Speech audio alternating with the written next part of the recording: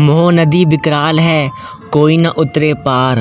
सतगुरु केवट साथ लेई, हंस होए जम नियार।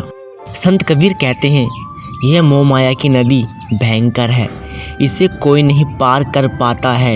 यदि सतगुरु प्रभु के नाविक के रूप में साथ हो तो हंस समान सत्य का ज्ञानी मोह समान यमदूत से बच सकता है। आगे कबीर समझाते हुए कहते हैं, मोह में ऐसी शक्ति है जो हमें बस में कर लेती है और हमारे मन से उसी तरह चिपक जाती है जिस तरह जोक हमारे शरीर के साथ चिपक जाती है। जिस पल हमें किसी चीज़ से मोह हो जाता है, ठीक उसी पल हम उसके गुलाम हो जाते हैं। मोह से हमारे जीवन का संतुलन बिगड़ जाता है। कहा जाता है कि ऐसे दो अवसर हैं जब परमात्मा मुस्कुराता है। पहला, जब मृत्यु शय्या पर पड़े बच्चे के बिस्तर के पास जाकर डॉक्टर उसकी माँ से कहता है, बहन जी परेशान होने वाली कोई बात नहीं है, मैं आपके बेटे की ज़िंदगी बचाने की जिम्मेदारी लेता हूँ। दूसरी बार परमात्मा तब मुस्कुराता है जब दो भाई अपनी ज़मीन का बंटवारा करने के लिए हाथ में मापने वाला फीता लेकर उसे ज़मीन के बीचों बीच रखकर कहते हैं, यह हिस्सा मेरा है, वह तुम्हारा, तेरा मेरा। और परमात्मा हंसता है। उसके केवल एक ही बार से हमारा कुछ भी नहीं रहता। परमात्मा के एक ही झटके के साथ हमारी ज़िंदगी में सब कुछ भहीं का भहीं धरा रह जाता है। बच्चे, माता पिता, पति पत्नी, धन दौलत, ज़मीन जायदाद, कुछ भी हमारा नहीं है, कुछ भी सदा रहने वाला नहीं है।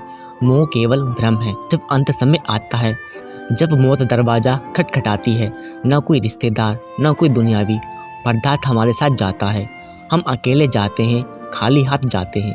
जो कुछ भी हमने कड़ी मेहनत से हासिल किया है और जिसे हासिल करने पर हमें बहुत गर्व है, जैसे हमारे नाम के साथ जुड़ी उपाधियाँ, हमारे घरों के बाहर लगी नाम की तख्तियाँ, हमारे नाम पर चलने वाले कारोबार, वंश का नाम आगे चलाने के लिए बेटे, सब कुछ मिटा जाते हैं, नष्ट हो जाता है।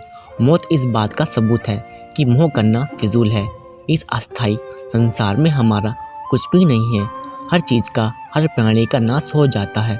19वीं शताब्दी के कवि विलियम बेंटन ने लिखा है, महत्वाकांक्षा सबको सिर्फ एक ही इनाम देती है, थोड़े समय के लिए सत्ता, थोड़ी देर के लिए शोहरत, मौत के बाद कब्र और वक्त के साथ गुमनामी। सत्ता, नाम और शोहरत अंत में कब्र में ख़त्म हो जाएंगे। दफनाए जाने के बाद कौन हमें याद करता है? अपने किसी प्रियजन की मौत के बाद कोई कितने दिन तक रोता है? ये मोह के बंधन मात्र भ्रम है। केवल एक ही मोह अविनाशी और अमर है, सत्य के प्रति हमारा मोह। इसे तभी पा सकते हैं जब हम अपने मन को असत्य से, इस संसार की चमक दमक और दिखावे से मुक्त कर लें और इसे भजन सिमरन के साथ जोड़ दें। कहा जाता है, अगर पानी से भरे घड़े के तले में छोटा सा छेद हो तो सारा पानी बह जाता है। इसी तरह अगर हमारे अंदर थोड़ा सा भी मोह है तो हमारा ध्यान बाहर की ओर भागता रहेगा, हमारी एकाग्रता भंग हो जाएगी। आगे बढ़ने की बजाय हम पीछे की ओर चले जाएंगे। हमारे मोह के बंधन हमें अपने रास्ते पर आगे बढ़ने से रोक लेंगे। मन की दो अवस्थाएं हैं, मोह से मुक्त यह निर्मल है, मोह में फंसा यह मैला है। मोह एक जानलेवा बंधन है।